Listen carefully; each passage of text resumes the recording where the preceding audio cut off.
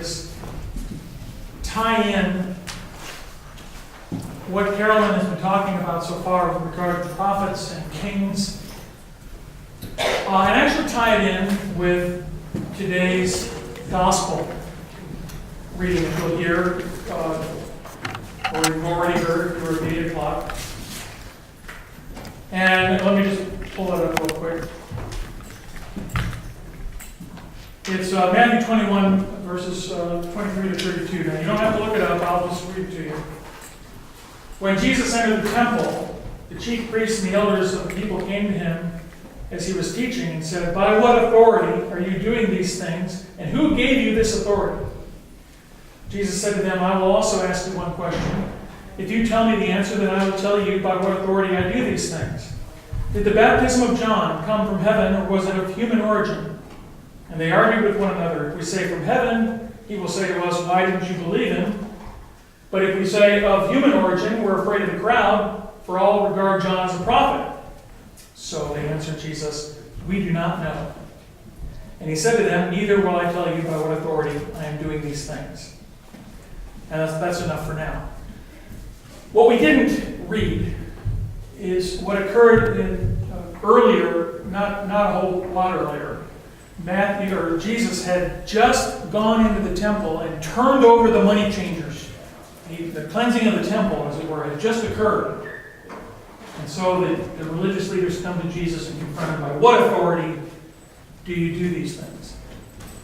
So, what I'm going to try to get you to do is imagine that you are a first century Jew. So you're not a Christian, but you're a first century Jew, and you're reading Matthew's gospel. Okay, so this is late first century. So you've got Matthew's gospel in hand, and you've been reading it. You've read it all the way up to this point, where Jesus walks into the temple and acts like he owns the place, and overturns things. And then the religious leaders ask him this question: by what authority? And who gave you this authority? And the answer to that question goes back to what Carolyn has been saying about prophets and kings. So what has Carolyn been saying about prophets, especially in relationship to kings? The prophets usually stood up for the kings, but the prophets were in the king's face saying, Yep. do this, do this. They weren't, sometimes they were political, sometimes they were just there, but they were in the king's face. They weren't necessarily political. Right, so once the king is in place, one of the prophet's roles is to be God's mouthpiece to the king. Well, I mean, that's what a prophet is, by the way. I mean, a prophet isn't a fortune teller or a future teller, it's a forth teller, speaking forth for God. But what about before the king becomes the king? What is the prophet's role? To anoint the king. To anoint the king. So that's an important thing. So a prophet anoints a king. Now, in the first century, if you were a Jew hoping for the Messiah, there are at least two other things, in addition to a prophet, three ingredients, if you will, that are needed to make a Messiah. One is a prophet. Now remember that Messiah means to anoint, or the anointed one, excuse me. And it's also, think of it in terms of a synonym for the word king. And after all, what was the inscription on Jesus' cross? King of the Jews. So think of Messiah as a synonym for king. So we need a prophet to anoint a king. And when it comes to the Messiah, now we need to think about something else that Carolyn has told us about David in particular. In Samuel chapter 7, God, speaking to David through the prophet Nathan, promises David that he will have an offspring, and that this offspring will build God a house. that is a temple. Clearly, obviously, a reference to Solomon, who was David's next son, and he built a temple for God. But then the promise goes on, strangely, to say that his kingdom will last forever, and he will be my son, and I will be his father. And that came to be regarded over time, especially after people looked at the rest of David's sons, and they didn't all quite measure up, as I'm sure Carolyn will explain shortly. It came to be regarded as a messianic prophecy. That must be some sort of reference to the Messiah, whoever he is. So, we need a prophet. We need a son of David in order to be a Messiah. And we need somehow that person to also be son of God. Now, you're a Jew reading Matthew's Gospel. Have these three things come together? You've been reading Matthew's Gospel, and you're a Jew, and you're reading about Jesus went into the temple and acted like he owned the place. Who has the right to do that? God, And one other person, the Messiah. the Messiah. But how do you know he's the Messiah? You're a Jew. You're a Jew. Are the three ingredients in place? Do we have a prophet? Do we have a prophet? Was in John the Baptist. John the Baptist. So John the Baptist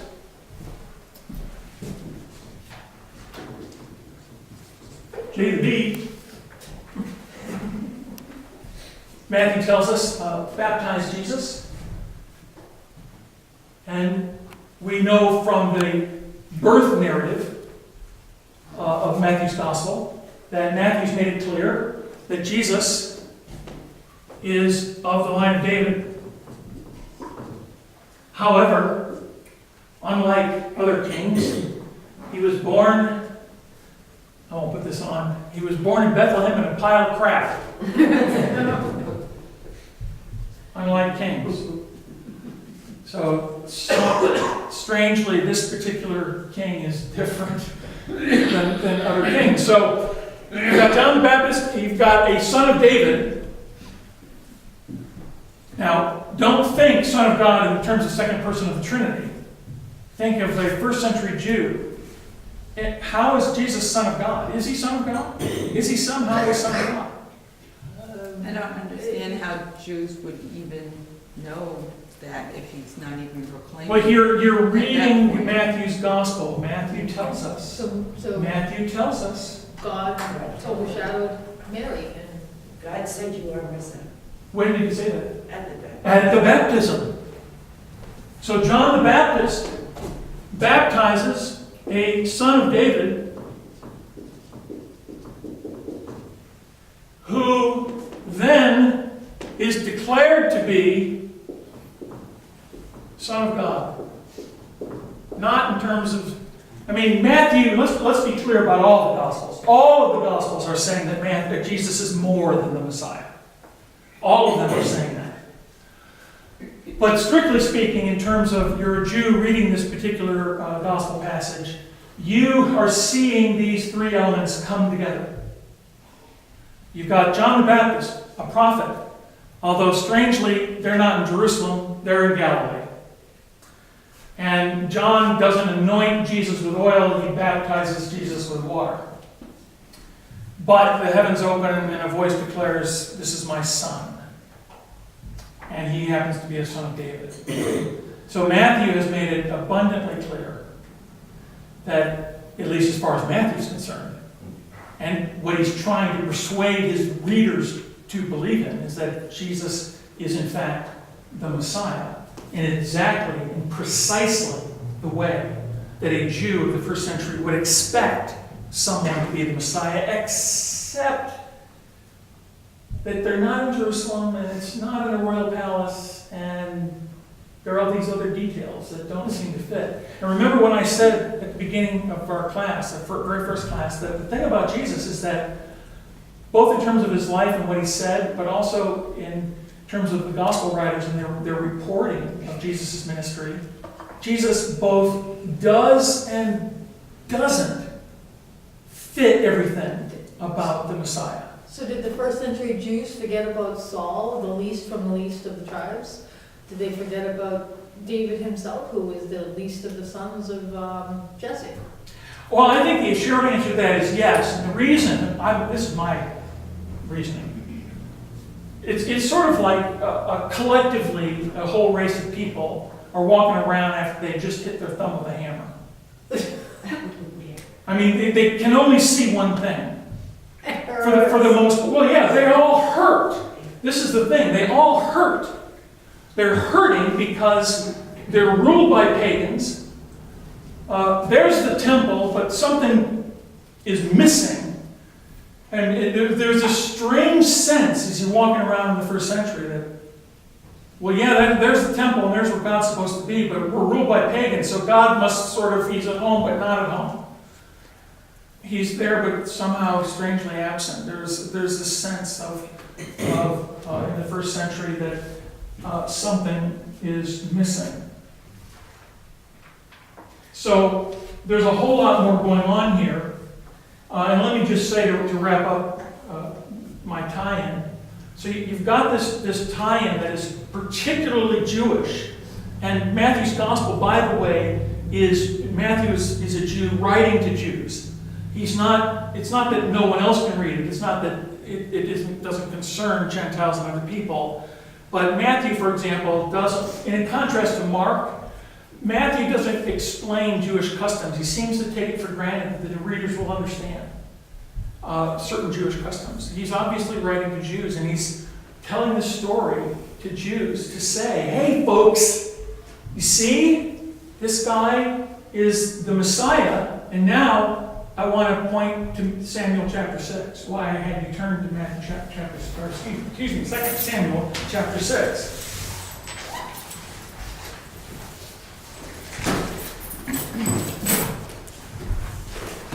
So remember, Jesus had gone into the temple and turned the money changers over. Jesus showed up. Now, here's the thing about David. In chapter 5, David defeats the Philistine army who had captured the Ark of the Covenant, which was where God dwelled. David brought the Ark back to Jerusalem and waltzed into the tabernacle. There wasn't a temple, but a tabernacle, which is like a big, humongous tent where the Ark of the Covenant was kept. And in chapter 6, 2 Samuel chapter 6, verse 17, and they brought in the ark of the Lord and set it in its place inside the tent which David had pitched for it. And David offered burnt offerings and peace offerings before the Lord. And when David had finished offering the burnt offerings and peace offerings, he blessed the people in the name of the Lord of hosts. David, in other words, walked into the temple and acted like he owned the place, or the tabernacle. Because that's something that the priests would do, not the king. So here's a David going into the temple. And here's David, who had defeated the Philistine army and brought the presence of the Lord back to Jerusalem into the tabernacle. And first century Jews are waiting for that to happen. They want that to happen. And Jesus shows up one day, and we all know that Jesus is more than the Messiah. God came home to roost. And he shows up in the temple and turns over the money changers and acts like he owns the place, just like David. Just like David, except in this particular case, he wasn't blessing the temple. He was basically saying, you're out of business. Okay? That's the time to prophets and kings. A first century Jew is going to read all of this, and all of these pieces are falling into place. Okay? Does it make sense? No? Yes? Okay. All right. I'm done. For now. For now.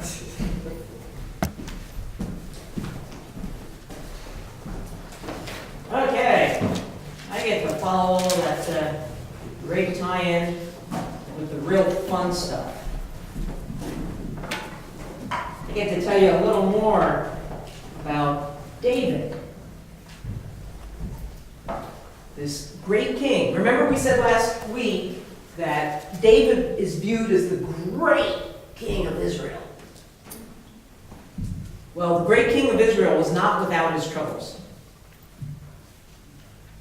He had a lot of familial troubles. But anytime there's trouble within the royal family, that means trouble for the realm. And if you're not sure about that, think back to when Charles and Diana's marriage was collapsing 20-odd years ago. And what did the Queen say in her Christmas Day speech? It has been a horrible year. Okay? Think about this. The great King David. One of the things that we remember him for is, as I suggested last week, didn't suggest, it's right there in 2 Samuel 11, looking out over the balcony on a spring day and spotting the lovely Bathsheba and deciding that he had to have her. That's called sin. His oldest son, whose name is Amnon, lusts after his half-sister Tamar. He doesn't just lust after her, he acts on his lust. That's called sin. Interestingly, in 2 Samuel 13, David's response to all of this is, well, you know, Amnon's just a little angry. We hear in that same chapter that Amnon deceived his father about what he had done. Amnon would be killed by his half-brother, Absalom. More sin. Absalom would then rebel against his father. He would not only rebel against his father, he would muster troops, and he would almost win against his father. Indeed, in that whole scenario, David almost appears impotent, the great King David. In the midst of all of this, Absalom is killed, at which point David wails for his son. Absalom, my Absalom, would that I could give my life for you. Recovering from that, and bear in mind, of course, David has lost the first child with Bathsheba, where he wailed, and Nathan the prophet came up to him and said, "You're the man of God. You shall not die." Okay?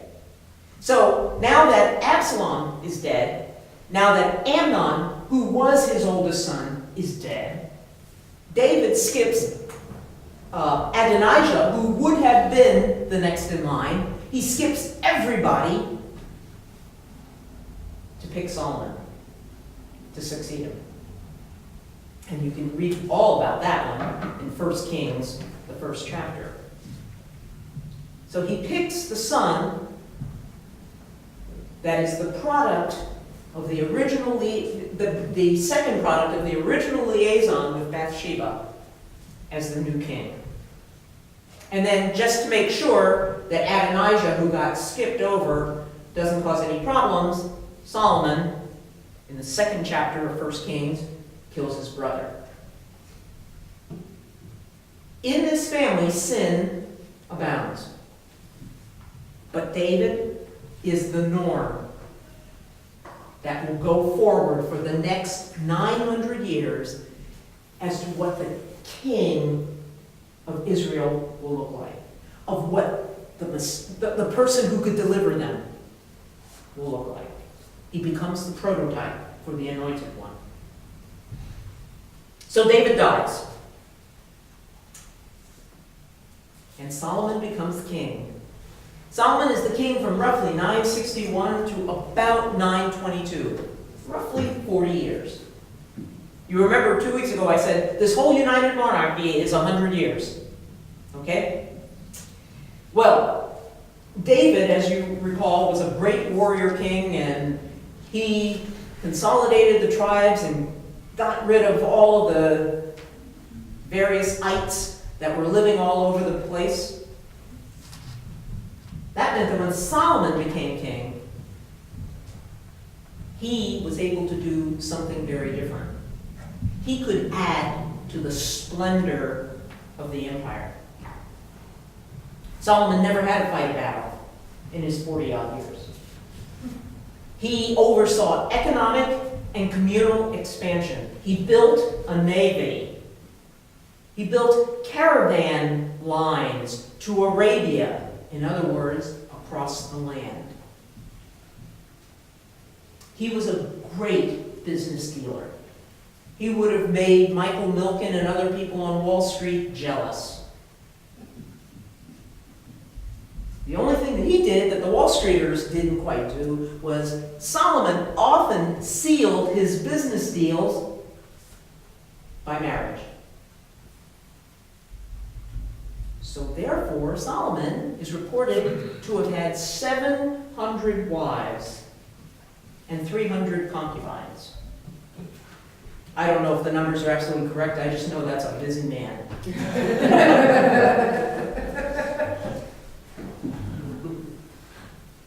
Solomon also replaced those old tribal divisions. He wanted to break up the tribal loyalties. And so he established what were called prefects. And these prefects would be leaders of areas, and they would report in to Jerusalem, the capital of the United Monarchy. And he used these prefects to introduce forced labor, mainly, but not always, of the foreigners who were now part of the United Kingdom because of the work of his father. The biggest thing, though, that Solomon did was he built the temple. It was the best building that money could buy. The temple that he built was modeled after the Canaanite cults, because such a building was not indigenous to the Hebrew faith. Remember, God had traveled around in the ark. David had brought him with song and dance into Jerusalem in the form of the ark. Yeah. But this idea that the ark resides in this grand and opulent building was not indigenous. But that's where the ark went, in the building. The temple, the building of the temple, and I was going to say encasement, but the housing of God there is based on a royal theology, not Sinai theology. You remember, if you think back to the stories that we've just been reading in the last few Sundays in the Old Testament lesson, God spoke to Moses on a mountain. He spoke to him in a burning bush. I don't think it's today, I think it's next Sunday, we're going to hear him speaking to the people through Moses about golden calves. Now, it's a building. Now, I want to stop for a minute and take a small sidebar, because during the time of David and Solomon, we see an incredible flourishing of literary activity in the United Kingdom. And I'm talking here written, not the oral traditions that we had talked about. Those oral traditions now come to be encapsulated in some written form. Why? Well, remember the conflict about should we have a king, shouldn't we have a king? The prophets having, Samuel in particular, having grave reservations about that. There seemed to be a need to document who we are. Even though the kingdom is united, two documents would emerge one in the northern part of the kingdom, one in the southern part of the kingdom. They told some of the same stories. The one from the southern part of the kingdom referred to God as Yahweh. The one from the north referred to God as Elohim. They came to be known as E and J. I want to take a moment to highlight two stories in these documents that at this point, moving towards the second half of the United Monarchy, the Israelites felt it was important to get these written down. The first is I want to talk about the election, the call of Abraham. Now, we all sort of know that story, you know, God said to Abraham, I want you to pick up your wife and your nephew and his wife, and I want you to travel across the land to the place where I will send you. That election, once again, was initiated by a word of the Lord. That election, once again, says you're going to get up and leave. And once again, it's an election that points to the future.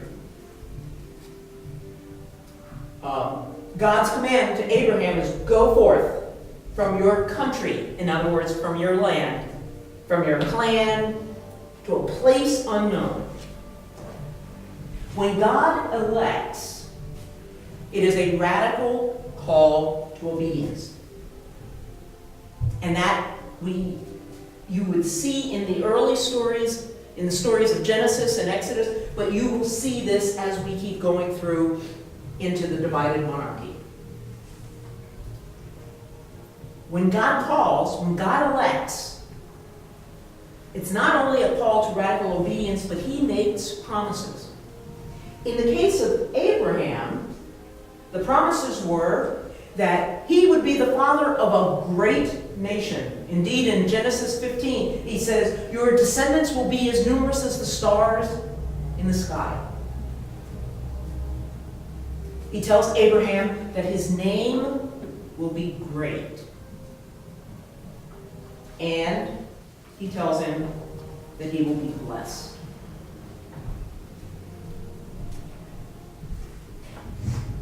When God blesses, please don't think it's Ben or me standing at the altar doing this. Because when God blesses, it involves a lot more. And on your handout, I think it's at the top of the second page,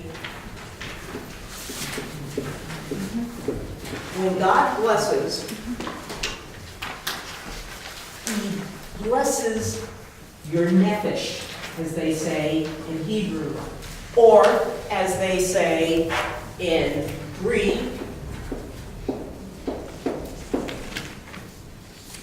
your psyche, or your psyche, from which we get what word? Psych, psychology, you got it. When God blesses his people, he blesses the totality of the human being. And that is your nephesh. That is your psyche. Yeah, we have to make sure that sinks in, because when we think of psych, we think of mind only. Right. Emotions. Sorry, thank you, good point. The Greek word psyche is not only of the mind, it is of everything. Your emotion, your heart, your mind, your physical being, the whole 9 yards. It morphed, I should say, over time to be psychology and a reference to the mind, as in the intellectual age, in the Enlightenment age, we saw the mind as the center of being. But to the Hebrew, the center of being starts here, goes down to here, and it's everything in between. Everything in between. So when your stomach growls in a few minutes, That's part of your nephesh. Trying to say something to you. Okay? God blessed Abraham. In blessing his entire being, he gave Abraham strength and power and vitality. These are things that an Israelite would not have considered to be inherent in their nephesh, but those were gifts from God. And they came when God blessed you. Blessings also came in different sizes and different strengths. Not everyone was blessed the same. And if you were weakly blessed in a certain area, then you were to choose friends among those who were richly blessed. Further footnote to all of this, some of you know the story of Ruth and Naomi. And when Naomi sends Ruth, says, that's a kinsman over there, Boaz, and I think you ought to go and work for Boaz and pick up grain and, put on your makeup, make yourself look nice. Show your worth. When she's doing that, she knows that Ruth, as a non-Hebrew, has not been blessed in a way that Boaz can add to all of that. When you're weakly blessed, choose friends from those who are richly blessed. Boaz would richly bless her in a million ways. When God gives a blessing, it cannot be taken back. That's because it comes from God. He gives. 3 signs of being blessed to an Israelite. Your material goods increase. You have fertility, that is, many children. And you live a long life. You always wondered why we read in the Old Testament that Methuselah lived 900 years and Noah lived, 600 years. Well, those numbers are there to convey that there was blessing in those lives. And they lived a long life. The opposite of a blessing is a curse. A curse is judgment. A curse is powerful language. Deuteronomy 28 gives a definition of a curse. To be cursed is to be in want. It is to be lacking the presence of God in your life. So when we say, God damn it, its origin is that it is saying that God is not in your life. And we are playing God. Because blessings only come from God. In Genesis, the themes of sin and judgment and grace are seen in so many of those old stories that at this point in time would come to be written down. The story of the garden, Cain and Abel, the flood, the story of the Tower of Babel. And you know what's interesting is all of those stories, except the story of the Tower of Babel, end with grace.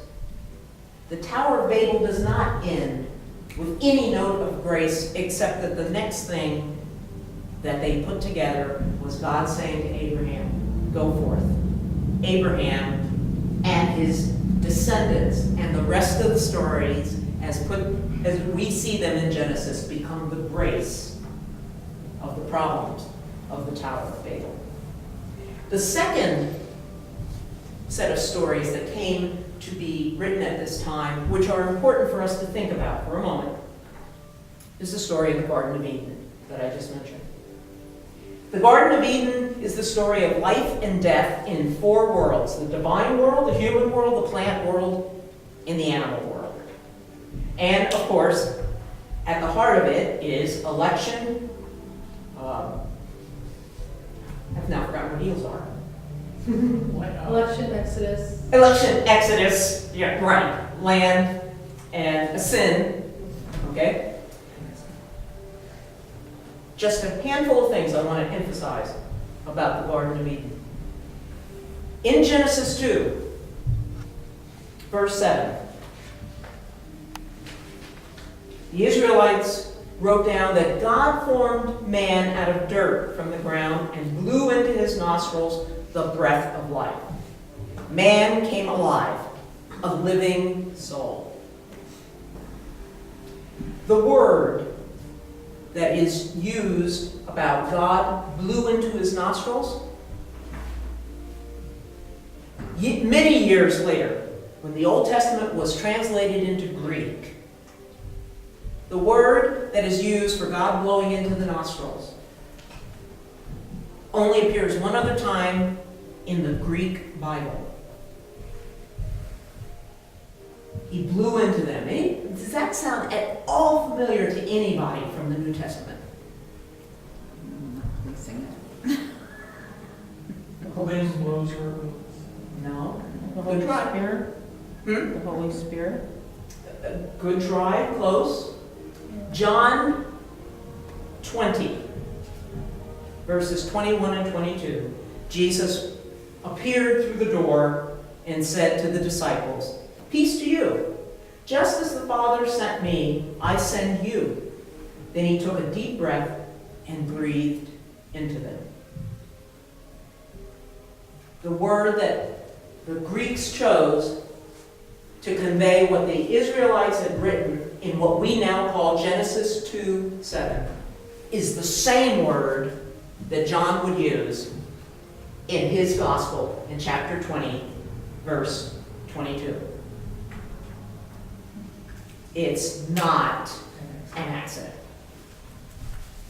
It is not an accident. Next point for us to think about. In Genesis 3, we meet the serpent. We know the story. We have their trial, judgment, and aftermath.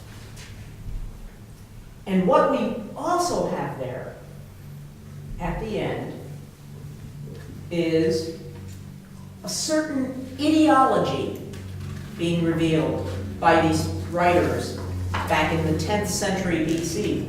Now, an ideology is a set of conscious and sometimes unconscious ideas which explain your goals, your expectations, and your actions. When you get to the end of chapter 3, starting at verse 14 and through to the end, these people writing these stories down, somewhere in the 10th century BC, made it clear that human disobedience has led to terrible things in the garden. We're told in Genesis 3, an eternal warfare between man and the serpent. We're told that there is a curse that will come. But you know what's interesting in Genesis 3? The curse doesn't come on the woman.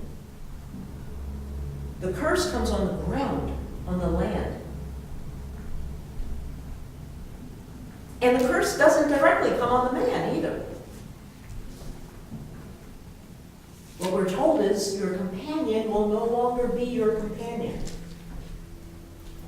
What we have here is a description of how things are going to be because of the disobedience. And the aftermath of all that, of course, was exile from the garden. So, under David and Solomon, we're putting stories in writing that we now know, but every succeeding generation of Israelites would know. Well, in 922, 921, somewhere around there, Solomon dies. And what the United Kingdom realized quickly was that the unity of the monarchy was in the king, not in any political reality. Solomon was succeeded by his son Rehoboam, and the north got pissed. The northern part of the United Kingdom rebelled. They made demands on Rehoboam in return for their allegiance, and the king said, "No way." So the rebellion got really serious.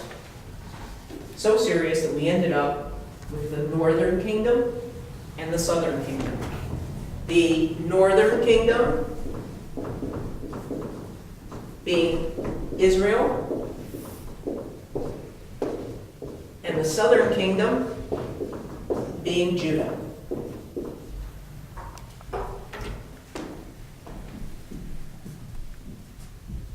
There were a lot of inherent problems. Problems that one dynamic king could probably overshadow, but weren't going to be overshadowed at this point in time. Israel, the northern kingdom, was the larger geographically. Okay, and if you look at the map on your handout, you'll be able to see a little bit of what I'm talking about. This is Solomon's Israel before the split, but you see where the big word Israel is? All right, that was sort of the southern end of the northern kingdom. And the kingdom of Judah is from the word Israel down to where it almost says ebibleteacher.com. So Israel, the northern kingdom, was larger, wealthier. It also had a large Canaanite population still living within the territory. It was wide open. And the monarchy was never really stable there. That's why as soon as Solomon was dead, the northern kingdom saw themselves rushing in to establish themselves. Judah, the southern kingdom, was smaller. It was poorer. It was much more homogeneous. Didn't have a lot of, Amorites and Hittites and whatever. It was isolated, somewhat remote, but it had the dynastic tradition. Because where was David from? Judah. David and his line in the promises, the southern kingdom said, hey, we've got that. Rehoboam may not be our favorite person, but guess what? He's in that line.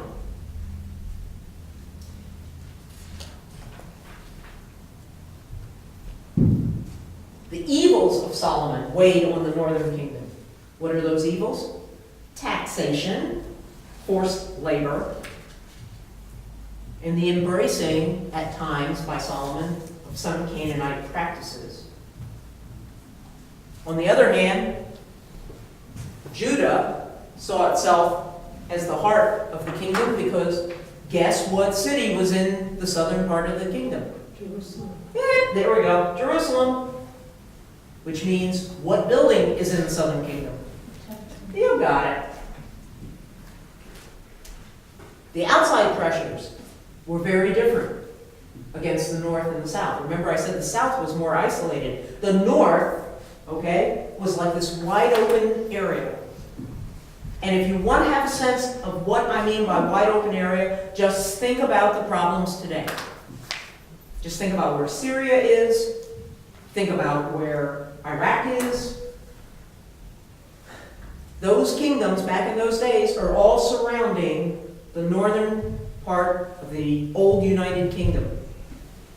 And they're moving back and forth just like ISIS seems to be able to move back and forth today.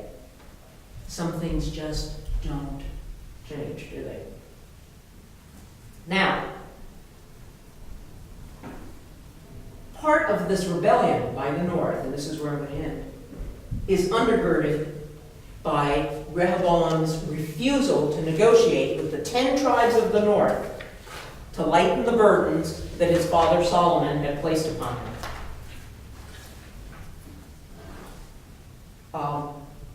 Rehoboam sent a henchman up to the north to try to get everybody to just calm down. And what did the north do? They stoned the henchman. In addition, there was a man in the north named Jeroboam, who Solomon had made one of these prefects, all right? Well, Jeroboam liked being a prefect too much, and he tried to take charge of a number of things in the north that Solomon wasn't really happy about. Jeroboam also realized how many people were really miffed with Solomon and all of the extravagance.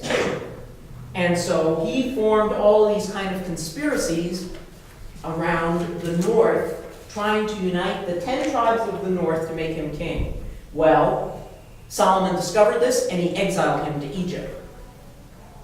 And Jeroboam was no dummy. He stayed in Egypt until Solomon died.